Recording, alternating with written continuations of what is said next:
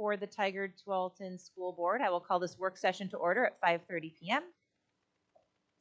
And we will start by talking about the semester 1 education outcomes and graduation rates with Director Fields and team in just a hot minute. With Director Kinch.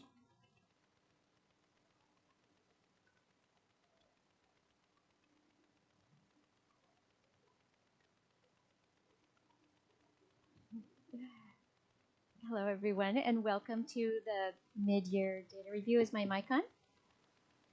Okay. All right, so we'll just get started. Tonight, can you hear me now? Debbie, give a thumbs up. We're good to go. Okay. Okay, great. Thanks.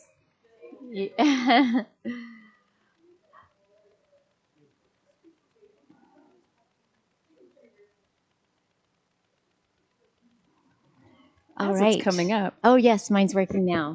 Oh, here we go. All right. We're excited tonight to share with you the mid-year data report. We have Paul Verstraete with us, Carol Kinch, Amber Fields, Dr. Un, and myself, and we will dive right in. So our overarching goals, next slide, please.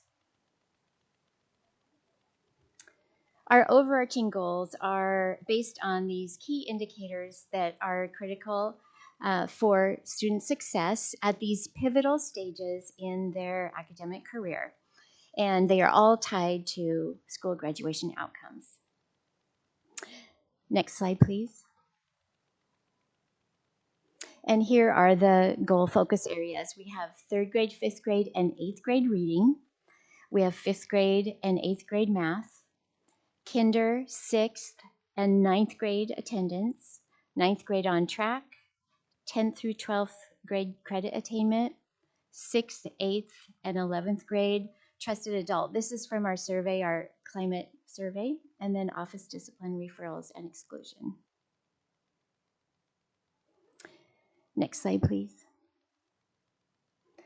3rd grade reading is the first one, and it's a really important one because before this time, students are learning to read. So this is where all our foundational skills come in, where students are articulating sounds and learning the sound letter correspondence and starting to sound out words.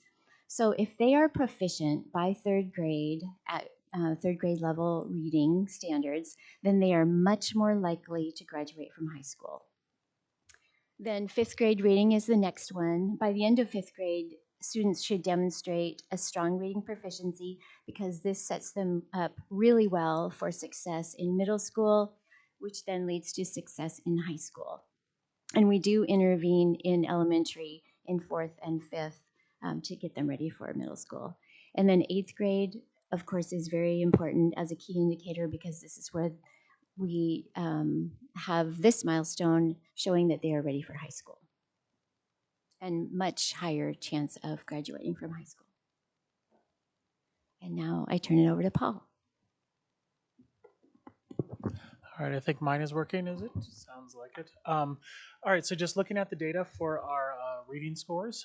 Reading in 3rd, 5th, and 8th grade is about how we're sending our kids on to the next level. 3rd grade, how they're moving from learning to read to reading to learn, and 5th grade in middle school, and 8th grade moving on to high school. When we're looking at the data for the fall and the winter, we are seeing that there is a small downward trend in the 3rd grade and a relatively stable trend in the 5th grade, as well as an upward trend in the 8th grade. This is a combined score of being reading proficient in either English or Spanish, so being proficient in at least one. We have many, many students that are proficient in both, but for our goal for reading, the goal is to be proficient in at least one.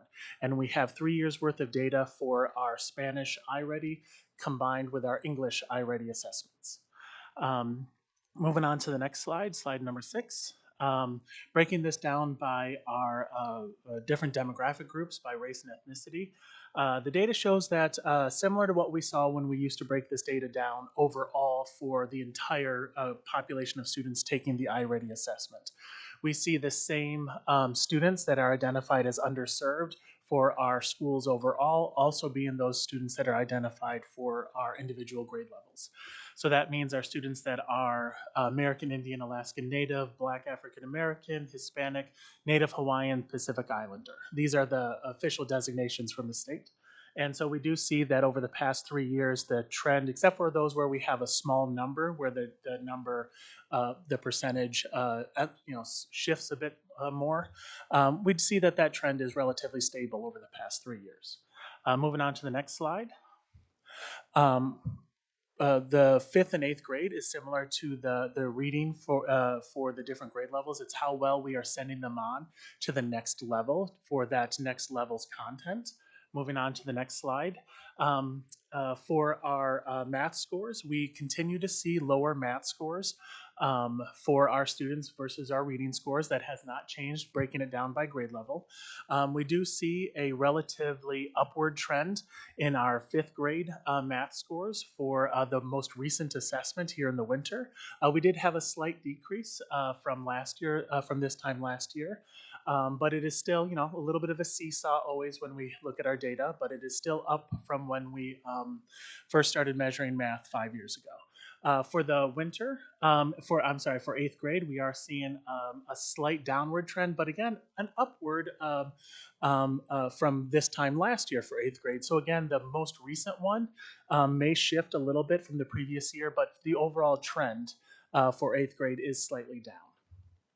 Moving on to the next slide. Same as reading when looking at our data. I don't have anything for fifth grade American Indian Alaska Native because the population is too small to be able to report. So wherever you see a 0%, that's not 0%, that's I didn't report it. So I do apologize for that being a little bit confusing up there. But when it comes to the data, we see the same trend that we saw when we looked at data overall for our district. We see the same populations around the same amount. So then moving on to the next slide, that gets us to our attendance. Moving away from achievement data like reading and math scores and moving on to attendance and behavior and course performance, this gets us into how well we are receiving students into the new level, which is why we're looking at kindergarten, 6th, and 9th grade. Because how well are we receiving students into kindergarten for being in school for the first time? How well are we receiving them into middle school, receiving them into 9th grade? And attendance is a good indicator of that. Moving on to the next slide. What we see is that for quarter one, we are seeing an upward trend in our kindergarten and 6th grade, which is wonderful to see considering that we reached the trough of our attendance data post-pandemic. So that's wonderful to see. Our 9th grade continues to have a slight downward trend in quarter one. In quarter two, that first bar for the 2021 school year does make it seem like a lot of those are showing downward trends. It kind of gives you a false sense that it's down. Whereas if you do kind of see the up and down of that seesaw, it does kind of flatten out. So we are seeing on average relatively similar attendance for quarter two over these past several years. Breaking that down a little bit on the next slide, I do want to focus on our 6th grade because our 6th grade is seeing where we see that for all students, we see that relatively flat. But when we look at our students that are identified as underserved races and ethnicities, we see that going up both quarter one and quarter two, which is a wonderful thing because while we are seeing that our overall population is remaining steady, those students that need to increase their attendance the most for when it comes to academic achievement, we are increasing their attendance, and that is a wonderful thing to be able to see. Moving on to the next slide, this is where we're talking about the behaviors and the safety and welcoming behaviors in our school. The one data point I want to focus on to start is going to be our behavior referrals. So moving on to slide 14. This is, as we've seen reported many times, this is not broken down by grade level. This is broken down by type of behavior, and we are reporting this as part of the policy ACC that you all have asked for. And so what we are seeing here is that over time, we have seen a sharp increase in major behavior referrals since the pandemic. As I've reported previously. However, we did see that increase slow down the 23-24 school year. And so in the upper left, not only is it slowing down, but for this year, we are slightly less than where we were last year. So it's indicative of a plateau, which is another great thing to see. Moving on to the next two, which is bullying, harassment. Oh, sorry, if you go back up, I meant the next two graphs. Sorry about that. Bullying, harassment, as well as bias incident and hate speech. We are seeing a continued growth of those. So those particular behaviors are not plateauing. They are continuing to increase. And then finally, acts of aggression and violence. This is one for the past couple of years. It has remained relatively steady, but slightly less. It is not like a major downturn, which is what we all would hope to see, but it is slightly less year over year these past couple of years, which is good to see. Moving on to the next one, we are going to focus on this year's behavior referrals. The next slide, actually. Thank you, Thor. This is one where we're breaking down this year's behavior referrals. And so looking at where we were overall for these behavior referrals this year by school level, disaggregated by student population, we see how many referrals are given on average for every 100 students.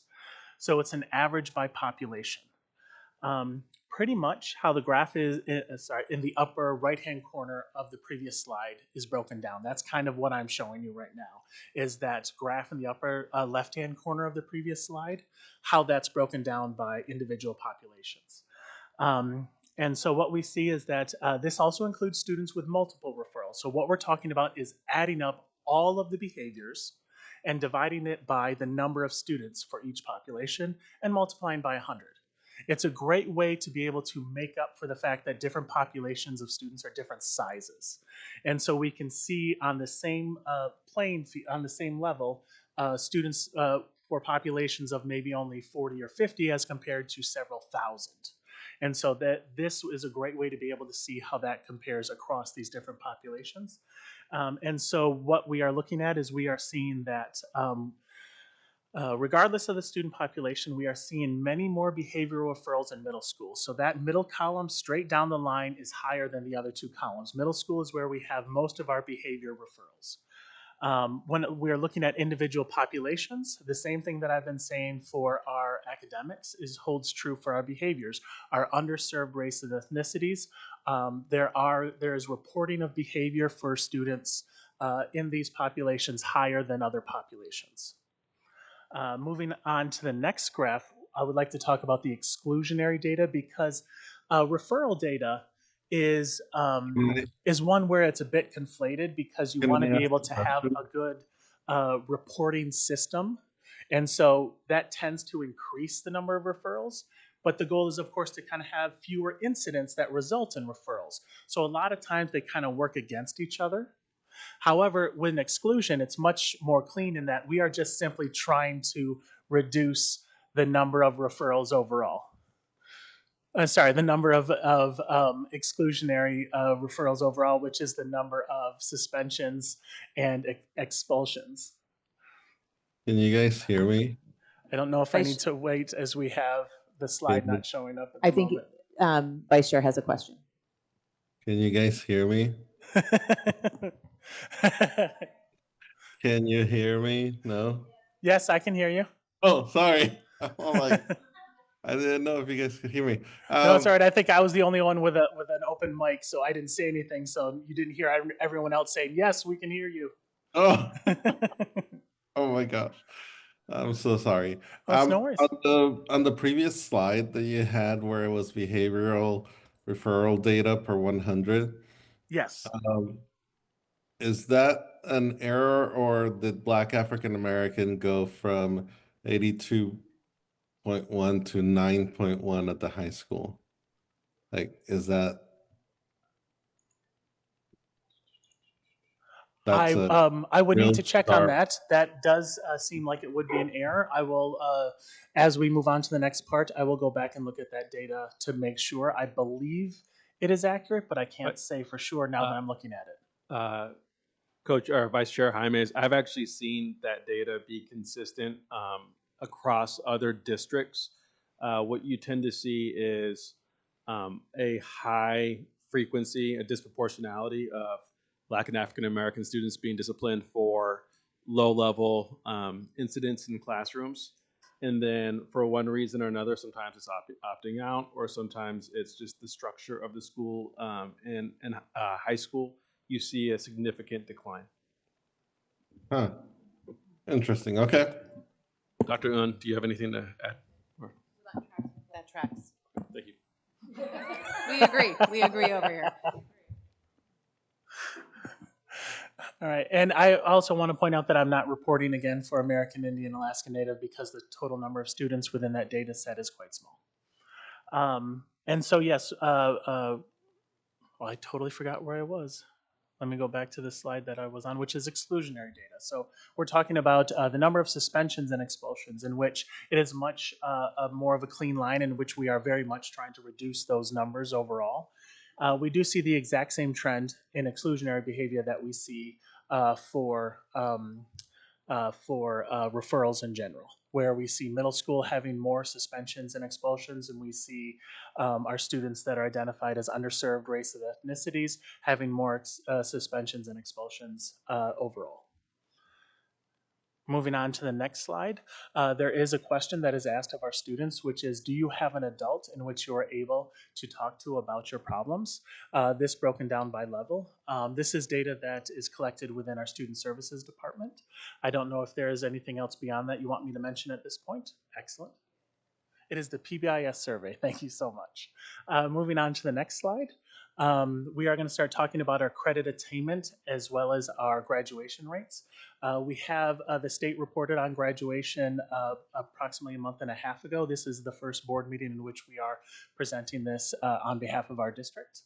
But before that, we want to get into the credit attainment part, which is the next slide, because graduation is all about credits. Moving on. Yep. It's all about earning enough of the right credits to be able to walk across that stage. And so when it comes to credit attainment, one of the grade level we look at first is that 9th grade to see whether or not you have made what's called on track by the middle of the year, which is 3 credits. Because if you earn 3 credits every semester up until the last semester of your senior year, you have enough to earn at the very least the Oregon diploma, if not the TTSD diploma. And so we look at the number of students that earn at least 3 credits halfway through the year, as well as the number of students that earn at least 6 credits by the end of each year. And so looking at the 9th grade, let me get back to where I was in my notes. Approximately the same number of students that earned at least 3 credits the first semester this year has earned the same number of credits the past couple of years. So it has remained relatively steady these past couple of years. We are seeing a slightly upward trend for students in ELD services and students who are identified as multiracial. We are seeing slightly downward trends for our students in special education, as well as our students identified as Asian. All other student populations are not showing an overarching trend for semester 1 these past couple of years. Moving on to the next slide. These are our 4-year graduation rates, which means those students who entered in high school in 9th grade graduated 4 years later, which is the traditional pathway for students to exit high school. Overall, we are seeing our graduation rates holding steady since the pandemic, since the graduation year of 2020, which means that we are, if you look at it, we are 0.1% below our pre-pandemic high.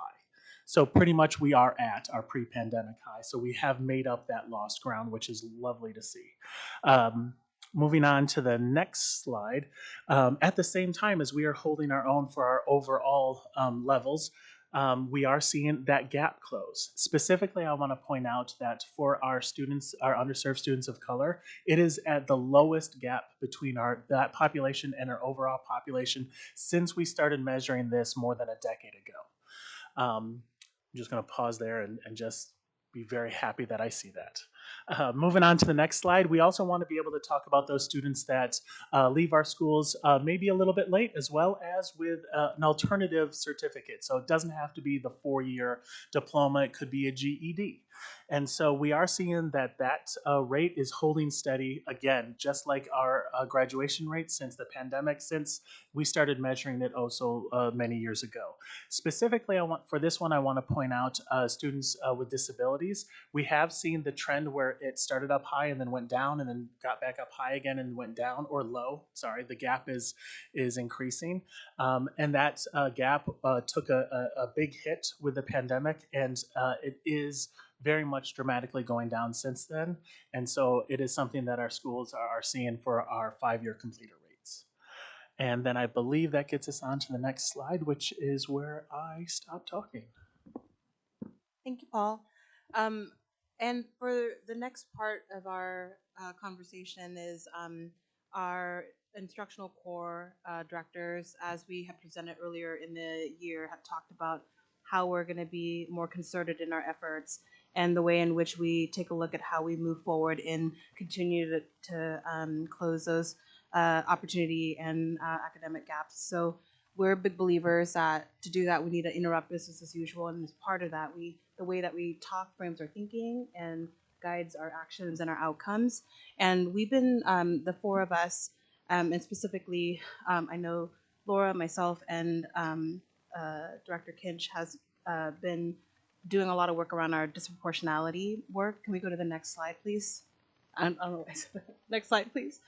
Laura's going to talk a little bit about how we are using what we've learned there as a way for all 4 of us to work through a concerted way to be able to address Tier 1 instruction, our various programs of services, and our systems of support across our departments. Thank you, Dr. N.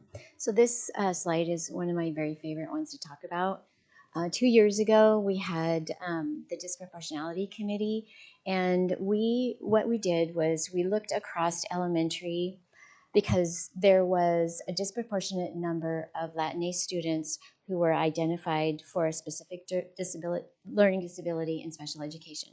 So there were certain classrooms, however, whose data was really strong. So their Latinx students were outperforming their white students, or at least commensurate with their white students in learning to read and being proficient at reading. So what we discovered after observations in these classrooms and interviews with the teachers and interviews with the teams is 4 main things stood out.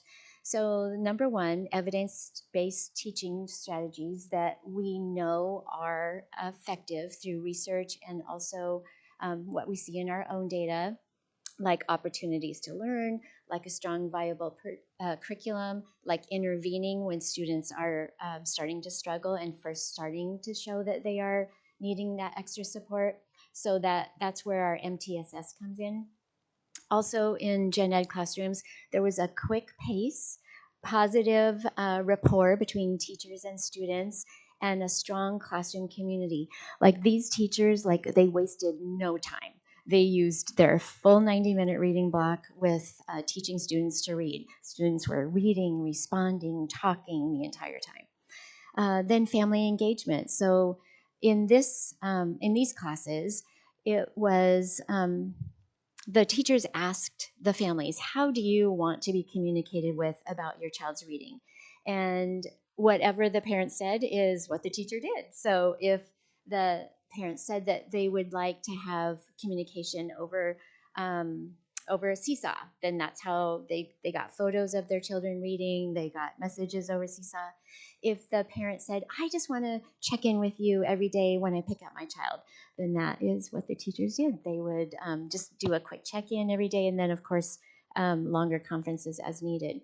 And then the last thing that all of the teachers said that were really successful is that they had a really strong team. So their literacy specialist, their principal was really involved, and then their grade level team, whether they were kindergarten teachers or second grade teachers or first grade teachers or 4th and 5th grade teachers, but they felt like they had a really strong team. And so how we're using that work is to align across equity and inclusion, student services, secondary and elementary, to ensure that we are aligning our efforts toward making sure that our students are successful based on what we have learned through this and then through other committee results. So we wanted to share that because that's kind of an example of what we're trying to do across the system, both in elementary and secondary, and what we mean by when we're saying we're trying to integrate and align the work, because it requires all of these things to be in alignment in order for outcomes to change. It's not just the one teacher move or the one equity move and all these things in silo, but it's the integration of all those existing in the classroom. So we want to just give that example as what we're working on across the system. And then it was supposed to be 15 minutes worth of your questions, but we're down to 4. So we apologize. So we'll turn it over to you all for any questions.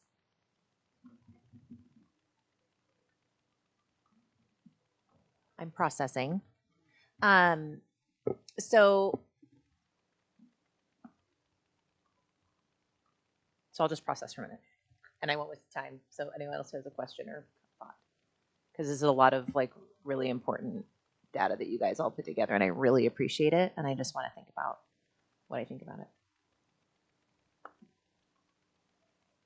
So I don't have any questions, but as Chair said, I appreciate the data hugely. I'm cautiously optimistic by what I'm seeing in the data. There's some places, I mean, it feels like we've been working on this for a long time, and then the pandemic sent us way back, and it feels like we're finally getting to the point where we've clawed our way back.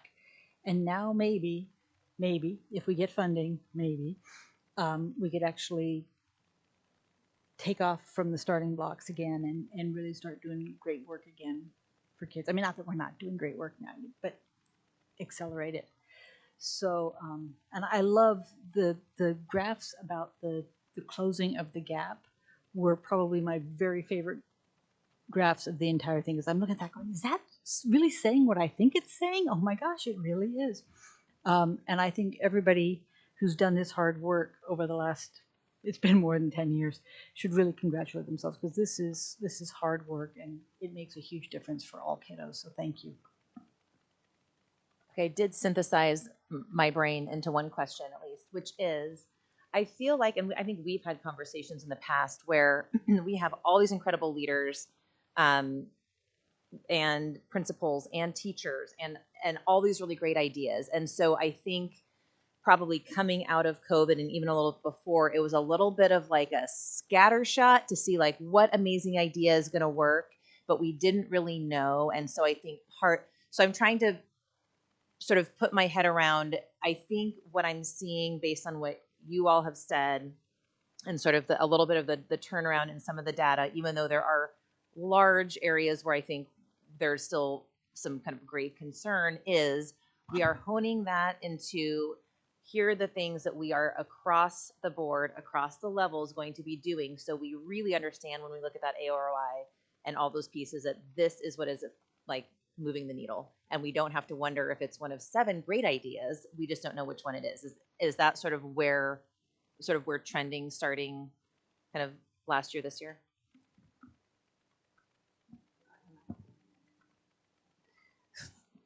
Who's going to talk? I'm going to talk. I mean, I think in education, it's always hard to pinpoint the one thing that makes a difference. But I think Director Kids said it really well. Like when a student is in front in a classroom with a community of kids that all care about each other, there's the SEL. It doesn't have to be a separate time. It can be embedded into their math. They have great instruction that starts the minute the kids walk in the door. The teachers are embedding language in that, and they're looking at their data to see the impact that they have on the students' achievement. Then you get kids learning. I mean, I sometimes we make things more complicated than they really are. When we teach kids, they typically learn if they're there and can attend and feel cared for. And so those 4 things really highlight that. And then I'm thinking in my head, like those teachers probably had some pretty strong critical consciousness, and they were looking at all their kids and making sure that each kid was making progress. So Yes, I am hopeful, and like you said, there are places where I think we still need to put some efforts in, and that brings me to really our four of us, and then I'm going to add Paul as our. We're trying to wrap him into our fold of like making sure that we're consistent. So we narrowed down those indicators to something that we thought made if all of our third graders got to read in fifth grade these key points. And I love that you highlighted the gap. Like I'm thinking, oh, maybe Paul can do that for some of the behavior data. And so we can have consistent ways that we're all looking at the data. And it makes sense to all of us. So we've committed to like really saying, what are the systems in place? So we have a quarterly review for PBIS data, and you all get the reports. And we'll do that for reading and math. And one of the things that we've been noting as we do more reviews is we get some of the same trends, right? But we want to now know, what did you do in response to the data that you saw? And then how did you evaluate the impact? So that's a move that we've changed within that PBIS structure is, okay, we don't want to keep seeing the same data. What did you do and what did you notice happened? So hopefully we'll get some more intricate data for you. And I just was wanting to add, I think along the lines of that, we have been studying a lot of, like, is that there's a scatter plot of things, right? But in that scatter plot, you also start honing in on, kind of like what Director Kins talked about. These are the four things. If we were to vet it against all of our different, change ideas and moves, these are the things that actually come up on multiple times around different settings. And so our job, as we think about the holders of the instructional system, is what are the systems that actually mirror and support these components within our district, and then let's really hone in on those pieces and be very clear about what we're looking for, because ultimately we're looking for continuity of experience no matter what level you're at. I want to be mindful of time and also make sure if there's questions now we get them answered. So one last. I'm looking. All right. Thank you so much. That was a really wonderful presentation. That got loud. And giving us a lot to think about. And I will adjourn this.